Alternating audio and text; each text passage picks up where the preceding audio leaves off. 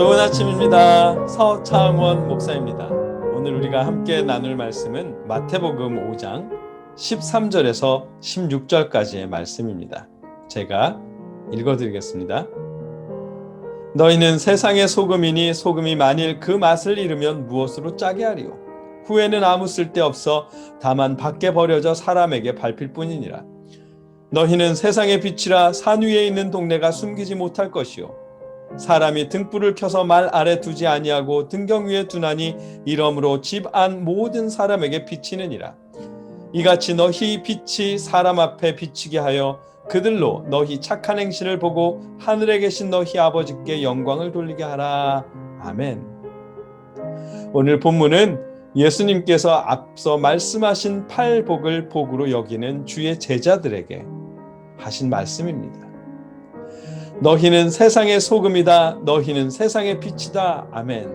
이 말씀에서 예수님이 강조하신 단어는 세상의 소금, 세상의 빛이 아니라 너희는 이라는 단어입니다. 원어로 휘메이스라고 하는 이 단어는 자신을 제외한 모든 일을 향한 말이 아니라 특정한 그룹을 콕 찍어서 지명하듯 너희는 이라고 말할 때 사용하는 단어입니다.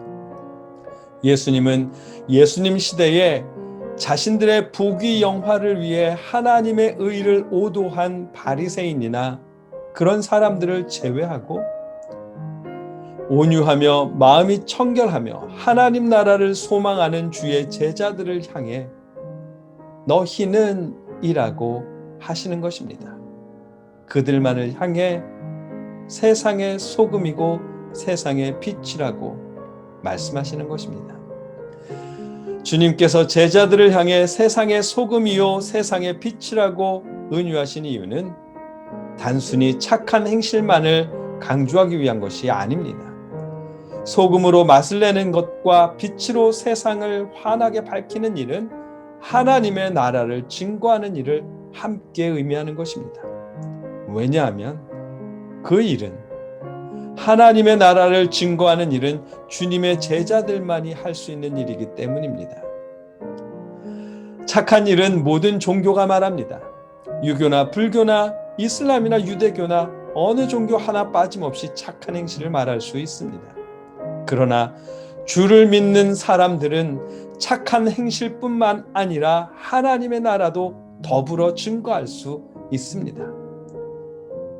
낙원으로서의 하나님 나라가 아니라 하나님께서 다스리시는 하나님의 나라, 우리 믿는 사람만이 하나님의 나라를 증거할 수 있습니다.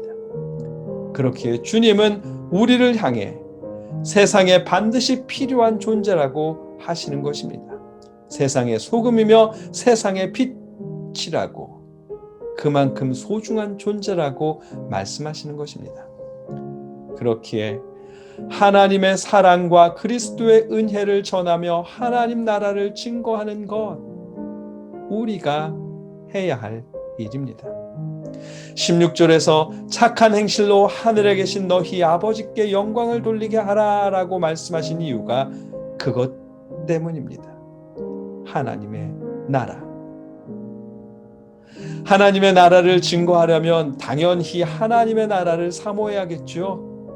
팔복이 복이 되어야 아버지의 사랑과 그리스도의 은혜를, 하나님의 나라를 전할 수 있습니다. 그렇게 예수님은 하나님의 나라와 그의 의를 구하며 팔복을 복으로 받아들이는 제자들만을 콕 찍어서 말씀하신 것입니다. 이 시대에도 마찬가지입니다.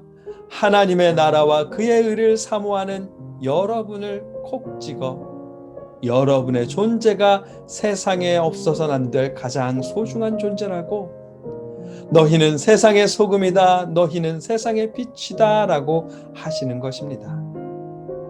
주님은 우리에게 착한 행실과 더불어 하나님의 나라를 증거하는 소금이고 빛이라고 말씀하십니다. 우리의 삶이, 오늘 하루가 우리를 콕 찍어 말씀하신 예수님의 그 기대에 부응할 수 있는 날이길 소망합니다. 힘들어하는 이웃, 힘들어하는 친구들을 위해 도움을 주거나 혹은 너를 위해 기도하고 있어. 하나님이 함께 하실 거야. 우리 힘내자. 라며 주님의 위로와 사랑을 전하는 하루이길 소망합니다. 여러분이 거하는 그 자리에서 오늘도 하나님의 사랑과 그리스도의 은혜가 드러나는 복된 하루가 되게 하시길 주님의 이름으로 축복합니다. 기도하겠습니다. 하나님 감사합니다.